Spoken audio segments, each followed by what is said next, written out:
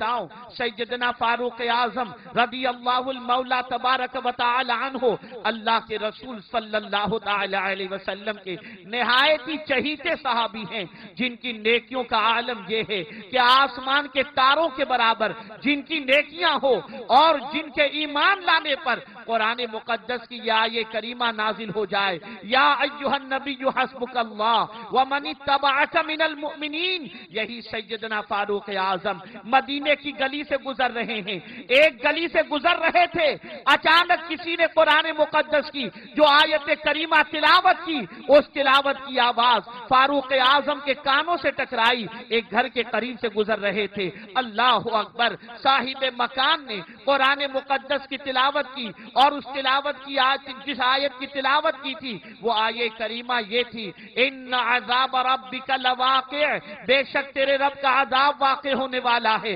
फारूक आजम ने ये सुना, उसी मौके पर गशी तारी हुई और खौफे खुदा से लरसते हुए बेहोश होकर जमीन पर गिर गए। और सैयदना फारूक आजम रदी अल्लाह तआला अन्हु 3 रोज तक बेहोशी के आलम के अंदर रहे। आप अंदाजा लगाएं, जलीलुल कद्र सहाबी हैं, लेकिन खशियत रब्बानी से कैसे लरज रहे हैं। अपने माबूद बरहक के हवाले से और उसके अदाब के हवाले से आये करीमा को सुनने के बाद उन पर किस तरीके से कपकपी तारी होती है और वो अल्लाह से डरते हुए नजर आते हैं। यही फारूक आजम है। अल्लाह अकबर, रसूल गिरामी वकार सल्लल्लाहु अलैहि वसल्लम और सैयदना सिद्दीक अकबर रदी अल्लाह तआला अन्हु के विसाल फरमा जाने के बाद मसनद खिलाफत पर जब फाइज हुए तो सैयदना फारूक आजम रदी अल्लाहुल मौला तबारक व तआला अन्हु जंगलों बयाबान की तरफ कुछ तोशा लेकर रवाना हुए। अल्लाह अकबर, रियाया की हालत देखने के लिए,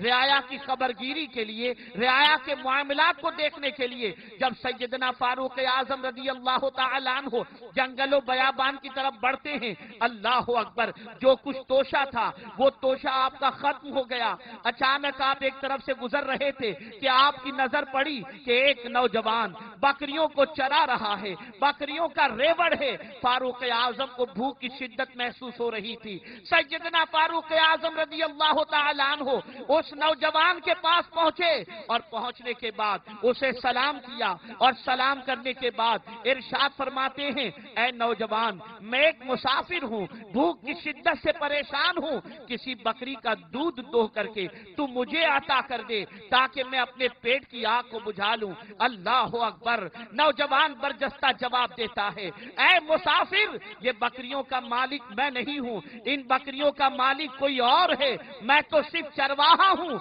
अपने मालिक की इजाजत के बगैर मैं बकरी का दूध दो करके तुम्हें नहीं दे सकता। फारूक आजम ने जब ये सुना, महसूस हुआ कि ये नौजवान खशियत रब्बानी का पैकर है, मुस्तफा जान रहमत सल्लल्लाहु अलैहि वसल्लम का दीवाना है। फारूक आजम ने इम्तिहान लेना चाहा, आजमाइश के अंदर उसे डालना चाहा और फारूक आजम रजी अल्लाह तआला अन्हु ने बतौर इम्तिहान उस नौजवान से कहा, ऐ नौजवान, एक बकरी मुझे दे दे, मैं बहुत गिरा कीमत तुझे अता करता हूँ, बेशबहा दौलत तुझे अता करता हूँ, उसके एवज में एक बकरी मुझे दे दे ताकि मैं उसे ज़बह करके खा लूं। और अगर तेरा मालिक तुझे पूछे कि बकरी कैसे कम हो गई तो जवाब में कह देना कि भेड़िए ने खा लिया है। उस नौजवान ने जब ये सुना, फारूक आजम के चेहरे को टिकटिकी बांधता हुआ बांध कर देखता हुआ देखने लगा और बरजस्ता फारूक आजम से अर्ज करता है, ऐ मुसाफिर, अगर मैं तुझे इन बकरियों में से एक बकरी दे भी देता हूँ तो ये बात तो तुम्हारी सही है कि मेरा मालिक मुझे नहीं देख रहा, लेकिन मैं तुमसे पूछना चाहता हूँ, क्या मेरे मालिक का भी मालिक मुझे नहीं देख रहा? अल्लाह अकबर। फारूक आजम ने जब उसके जुमले सुने, फारूक आजम ने जब उसकी बात सुनी, उस नौजवान को सीने से लगा लिया और एक तारीखी जुमला इरशाद फरमाया। इरशाद फरमाते हैं, ऐ नौजवान, जब तक के उम्मत मुस्लिमा में तू जैसे पाकीज़ा किरदार के नौजवान मौजूद हैं, इस्लाम के बढ़ते हुए सैलाब को दुनिया की कोई ताकत नहीं रोक।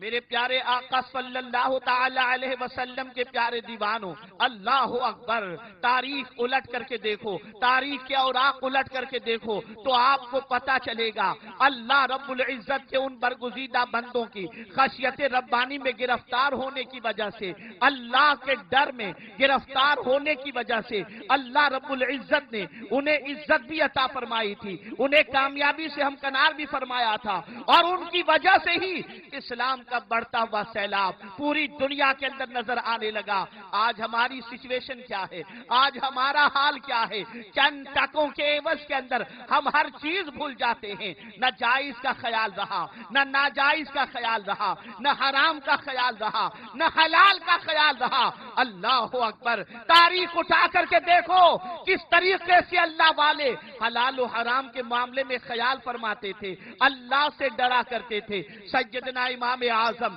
رضی اللہ المولا تبارک و تعالی عنہ ایک مرتبہ تشریف لے جا رہے تھے، دوپہر کی چلچلاتی ہوئی دھوپ تھی، اور اس دھوپ کے عالم کے اندر کہیں کوئی سایہ نظر نہیں آ رہا تھا۔ اچانک ایک مکان نظر آیا جس کا سایہ نظر آ رہا تھا۔ اللہ اکبر، خدام نے کہا، شاگردوں نے کہا، حضور دھوپ بہت زیادہ ہے، اگر آپ اس گھر کے دیوار کے سائے میں، اس گھر کے سائے میں تھوڑی دیر کے لیے قیام فرما لیں تو راحت نصیب ہوگی۔ فاروق سیدنا امام اعظم فرماتے ہیں، میں اس گھر کے سائے سے استفادہ نہیں کر سکتا، اس لیے کہ میرے آقا صلی اللہ علیہ وسلم کا فرمان ہے کہ قرض اگر کسی نے دیا اور اس سے منافع لیا تو یہ سود ہے، یہ مکان والا میرا مقروض ہے، میں نہیں چاہتا کہ اس کے مکان کے سائے میں رہ کر کے میں اس سے استفادہ کروں تاکہ سود کے جرم کے اندر گرفتار ہو جاؤں۔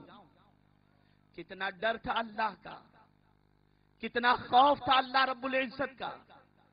کس طریقے سے وہ اللہ رب العزت سے ڈرتے تھے۔ یہی وجہ تھی کہ ان کی زبان سے نکلنے والے جملے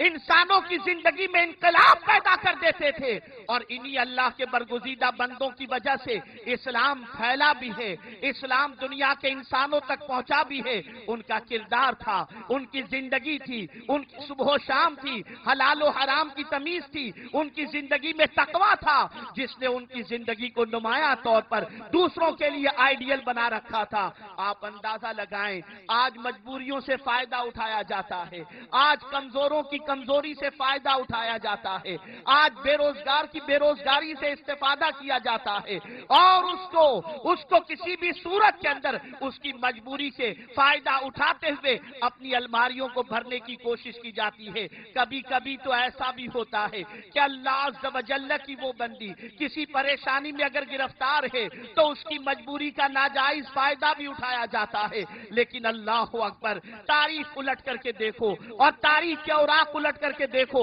اور ان اللہ کے برگزیدہ بندوں کی زندگی کا جائزہ لو جو اللہ عز و جل کے خوف سے لرز جاتے ہیں، خشیت ربانی کے پیکر بن جاتے ہیں، تو مولا کس طریقے سے ان کی زندگیوں میں انقلاب پیدا فرماتا ہے۔ اس وقت میری بہت ساری بہنیں بھی اس اجتماع میں شریک ہیں، میں چاہوں گا کہ وہ بھی ہماتن گوش ہو کر اس گفتگو کو سماعت فرمائیں۔ اللہ اکبر، حضرت علامہ یافعی رحمت اللہ تعالی علیہ روض الریاحین کے اندر ایک واقعہ نقل فرماتے ہیں، ارشاد فرماتے ہیں، دو دوست تھے، ایک دوست لوہار تھا، ایک دوست ایسے ہی عام تجارت کیا کرتا تھا، دونوں میں بڑی گہری دوستی تھی۔ اللہ اکبر، جو لوہار تھا اس کی سچویشن یہ تھی کہ وہ جب لوہے کو گرم کرتا تھا، آگ میں ڈالتا تھا، تو آگ میں سے جب لوہے کو نکالنا ہوتا تو کسی اوزار سے نہیں نکالتا تھا، وہ اپنے ہاتھ کو آگ میں ڈال دیتا اور لوہا پکڑ لیتا، اسے نکالتا اور اسے شیپ دیا کرتا تھا۔ اس کے دوست نے ایک روز اس سے پوچھا کہ دوست یہ تو بتا، تو آگ کے اندر ہاتھ ڈالتا ہے لیکن آگ کا اثر تیرے ہاتھوں پر نہیں ہوتا، میں جاننا چاہتا ہوں کہ آگ کا اثر تیرے ہاتھوں پر کیوں نہیں ہوتا؟ اس نوجوان نے جواب میں کہا، میرے دوست یہ ایک بڑا عظیم واقعہ ہے، اسے سن کر تم کیا کرو گے؟ اس نے کہا نہیں، میں جاننا چاہتا ہوں کہ آگ کا اثر تیرے ہاتھوں پر کیوں نہیں ہوتا؟ اس نے کہا، میں غربت کی چکی میں پیسا جا رہا تھا، غربت و افلاس کی وادیوں میں بھٹک رہا تھا، دانے دانے کا محتاج تھا، اللہ نے کرم فرمایا اور ایسے اسباب پیدا ہو گئے کہ رزق میں فراوانی ہو گئی، روزی میں برکت ہو گئی، یہاں تک کہ دیکھتے دیکھتے اللہ نے میرے رزق کے اندر اتنی برکتیں عطا فرمائی کہ میں شہر کے بڑے مالداروں میں شمار ہونے لگا۔ اللہ اکبر۔ وہ شخص کہتا ہے مالداری سے پہلے، اللہ کے نوازنے سے پہلے، جب میں غربت و افلاس کی چکی میں پیسا جا رہا تھا، اس زمانے کے اندر ایک مرتبہ میں اپنے گھر کے دروازے پر بیٹھا ہوا تھا، ایک عورت وہاں سے گزری جسے دیکھنے کے بعد میرے دل میں اس کی محبت پیدا ہوئی، لیکن غریب تھا، میں اسے حاصل نہ کر سکتا تھا، میں نے اپنی زندگی اس کی یادوں میں گزار دی، اور جب قدرت نے دولت سے نوازا اور اس کے نوازنے کے بعد ایسا دور بھی آیا کہ شہر میں قحط پڑ گیا، لوگ دانے دانے کے محتاج ہو گئے، ہر سرمایہ دار کے دروازے پر غریبوں کی قطار لگی ہوئی تھی، اور غریب پہنچ کر کے اپنی پیٹ کی آگ کو بجھانے کے لیے سرمایہ داروں کی دولت پر للچائی ہوئی نگاہ رکھتے ہوئے تھا، اور ان کے دروازے سے ملنے والی بھیک سے اپنا گزر بسر کرتا تھا۔ میرا معاملہ بھی ایسا ہوا کہ میں بھی بہت ساری دولت لے کر، بہت سارا خزانہ لے کر، بہت ساری چیزیں لے کر اپنے گھر کے دروازے پر بیٹھا تھا، میرے گھر کے سامنے بھی قطار لگی ہوئی تھی۔ اللہ اکبر۔ قطار میں ہر مانگنے والا آتا، قطار میں ہر مستحق آتا، اسی میں وہ خاتون بھی آئی غربت کے زمانے میں جسے میں نے دیکھا تھا اور جس کی محبت میرے دل میں پیدا ہوئی تھی۔ اس خاتون کو میں نے دیکھا، ماضی کی محبت انگڑائی لینے لگی، اور اس کی مجبوری سے فائدہ اٹھانے کے لیے میں نے برجستہ کہا، اے خاتون تم میری خواہش پوری کر دے، میں تیری جھولی کو بھر دوں گا۔ عورت غیرت مند تھی، اس کے دل میں نبی کی عظمت موجود تھی، اس کے دل میں اللہ کا ڈر موجود تھا۔ اس نے برجستہ کہا، نوجوان یہ ممکن نہیں ہو سکتا، اور یہ کہتے ہوئے وہ قطار سے نکل گئی اور چلی گئی۔ جب وہ گھر پہنچتی ہے تو 3 اس کے بچے بھوک سے بلک رہے تھے، بھوک سے پریشان تھے، ماں کی ممتا تڑپ اٹھی اور اپنے بچوں کو بھوک سے نڈھال دیکھ کر پھر واپس آتی ہے، قطار میں کھڑی رہتی ہے، اور پھر اس کی باری جب آتی ہے اور میرے سامنے جب وہ حاضر ہوتی ہے تو میں پھر اس کی مجبوری کا فائدہ اٹھانے کی غرض سے میں اس سے کہتا ہوں تم میرا سوال پورا کر دے، میں تیرا سوال پورا کر دوں گا۔ عورت رسول اعظم سے محبت کرتی تھی، برجستہ وہ کہتی ہے میں اپنی جان تو دے سکتی ہوں، دامن پر گناہوں کا دھبا برداشت نہیں کر سکتی۔ یہ کہتے ہوئے وہ قطار سے نکل جاتی ہے، گھر کی طرف لوٹتی ہے، بچے بلک رہے تھے، بچوں کا بلکنا اسے برداشت نہ ہوا، پھر وہ گھر سے پلٹ کر کے آئی، پھر قطار میں اس کا نمبر آیا، میں نے پھر اس کے سامنے اپنی خواہش کا اظہار کیا۔ اس خاتون نے برجستہ کہا، اے نوجوان یہ کبھی نہیں ہو سکتا کہ میں اپنے دامن پر گناہوں کا دھبا لگا دوں اور نبی آخر الزمان صلی اللہ علیہ وسلم کی بارگاہ کے اندر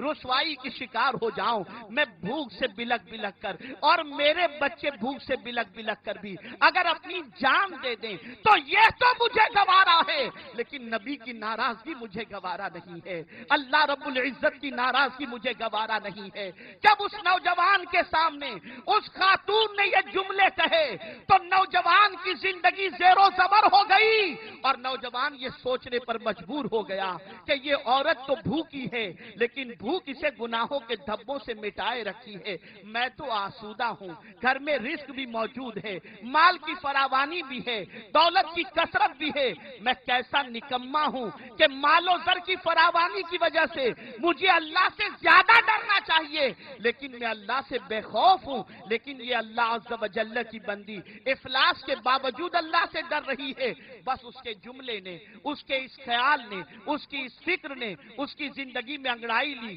اور اس کے بعد اس نے توبہ کر لی کہ اب میں کبھی کسی عورت پر غلط نگاہ نہیں ڈالوں گا۔ بس وقت گزرا، کچھ دیر گزری، وہ عورت یہ کہہ کر سب سے نکل چکی تھی، اپنے گھر پہنچی، بچوں کا بلکنا دیکھ کر، بچوں کا بھوک سے تڑپنا دیکھ کر ماں کی ممتا پھر تڑپ اٹھی، سوچتی ہے اللہ قادر مطلق ہے، ہو سکتا ہے اس نوجوان کی زندگی کے اندر کوئی انقلاب آ گیا ہو۔ عورت وہاں سے پلٹتی ہے، پھر قطار میں آتی ہے، اور جب اس کا نمبر آتا ہے اب یہ نوجوان یہ نہیں کہتا کہ میری آرزو تو پوری کر دے، میں تیری آرزو کو پوری کر دوں گا، بلکہ وہ نوجوان جس نے توبہ کر لی تھی اس خاتون سے کہتا ہے बहन तुम रुको, मैं अभी हाजिर हुआ। कमरे के अंदर दाखिल हुआ और बेश बहा दौलत लेकर के, बहुत सारी चीजें लेकर के वो हाजिर हुआ और कहता है मेरी बहन इसे कबूल कर दे। वो औरत कहती है इसके एवज में कोई तेरा मुतालिबा तो नहीं है?